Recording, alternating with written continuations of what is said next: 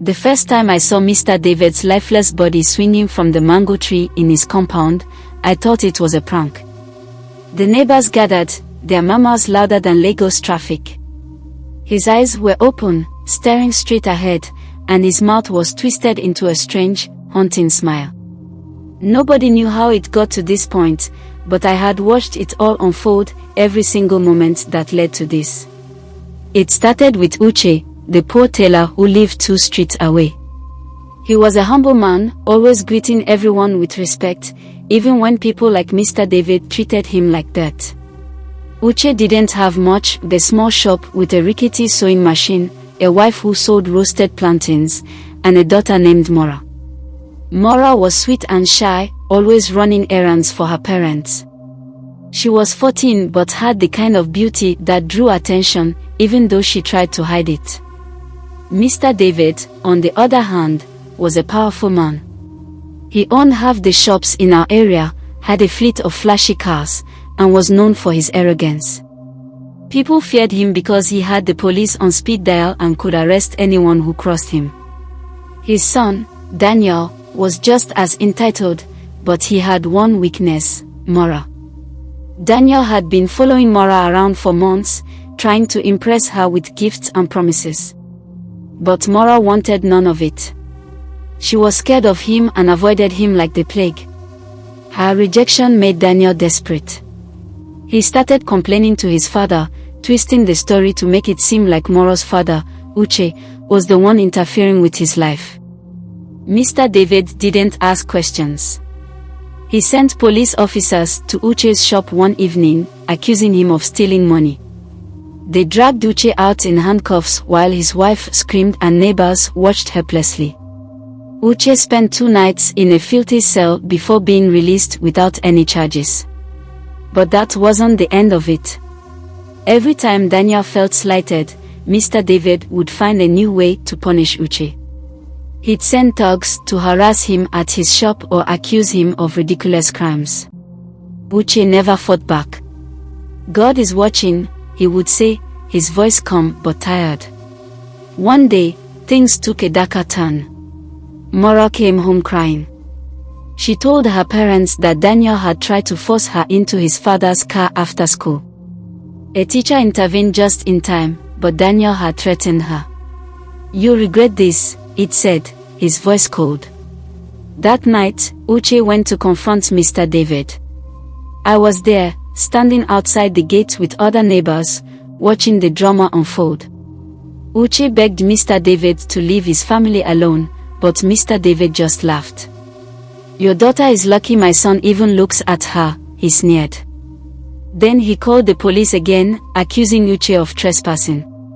After that night, Uche changed. He became quieter, more withdrawn. People whispered that he was planning something, but nobody knew what. Mora stopped going to school. She stayed indoors, afraid of running into Daniel. A week later, we woke up to screams from Mr. David's compound. His wife found him hanging from the mango tree, a note pinned to his chest. It read, "The blood of the innocent cries louder than wealth." People speculated for days. Some said it was guilt that drove him to it, others believed Uche had cursed him. The police questioned Uche, but there was no evidence linking him to the death. He was released again, and this time, nobody dared to bother him. Life went on, but the air in our neighborhood was never the same. Mr. David's death remained a mystery, a tale whispered in hushed tones. And as for Uche, he went back to his sewing, his face calm as ever, like a man who had finally won a battle no one else understood. But one woman, an old widow who lived near Mr. David's compound, finally spoke up. She said she had heard strange noises that night, low whispers, like people arguing. Then a loud thud, followed by a long silence. When she went to her window to look, she saw nothing but shadows moving under the mango tree. The policeman scribbled in his notebook, but you could see he wasn't convinced. "Did you see anyone?" "Anyone at all?" he pressed. The woman shook her head. "No one. Just the tree swaying like there was a storm." That testimony didn't help much. It only added to the mystery. The police tried to investigate further, questioning Mr. David's wife and Daniel, but they got nowhere. Daniel barely spoke, and his mother was too distraught to be coherent. The investigation dragged on, but no one was charged. Eventually, the police chalked it up as a suicide. But the community didn't forget. The fallout from Mr. David's death was immediate. His businesses started to crumble. Tenants stopped paying rent, unsure of who to report to. His employees left one by one, fearing the family's bad luck might rub off on them. Daniel, once cocky and untouchable, became a recluse. He rarely left the house, and when he did, he avoided eye contact with everyone. Morale, too, had changed. The fear that once lived in her eyes was gone, replaced by something calmer but deeper, like she had grown old overnight. She started going to school again, though she never spoke to anyone about what had happened. If her classmates brought it up, she would quietly excuse herself and walk away. Uche, on the other hand, seemed free. For the first time in years, he walked through the neighborhood with his head held high. He fixed his shop, bought a new sewing machine, and even hired a young apprentice. But there was something about him that unsettled me. It wasn't arrogance or malice, but a quiet, unshakable confidence that made you wonder if he knew more than he let on. The whispers in the community grew louder. Some said Uche had used juju to curse Mr. David. Others claimed he had gone to a powerful herbalist in a distant village. But Uche never addressed the rumors. When people asked him about Mr. David, he would only say, "Everyone gets what they deserve in the end." Then came the trial. It wasn't a formal one, but a community meeting called by the elders. They wanted to get to the bottom of everything to restore peace to the neighborhood. It was held under the big baobab tree near the market, with almost everyone in attendance. Uche sat calmly on a wooden stool, his hands resting on his knees. Daniel and his mother sat a few feet away, their faces pale. The head elder, a man named Boba Tejoni, spoke first. "This matter has brought shame and fear to our community.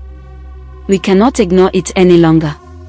Uche, do you have anything to say about these rumors?" Uche looked up, his eyes steady. "What rumors, Boba?" "That you were involved in Mr. David's death." A hush fell over the crowd. All eyes were on Uche. He smiled faintly, but there was no humor in it. "I did not touch Mr. David. I did not go near his house that night. God knows this. But people say you cursed him," another elder chimed in. Uche's smile disappeared. "I am not a man of curses. I am a man of prayer. When I was wronged, I prayed. When my daughter was threatened, I prayed. If God answered my prayers, is that my fault?" The elders exchanged uneasy glances. Daniel suddenly stood up, his voice trembling. "He's lying. He hated my father. He wanted him dead." Uche turned to Daniel, his face calm. "And what about you, Daniel? Did you not hate me? Did you not make my family suffer because you couldn't take no for an answer?"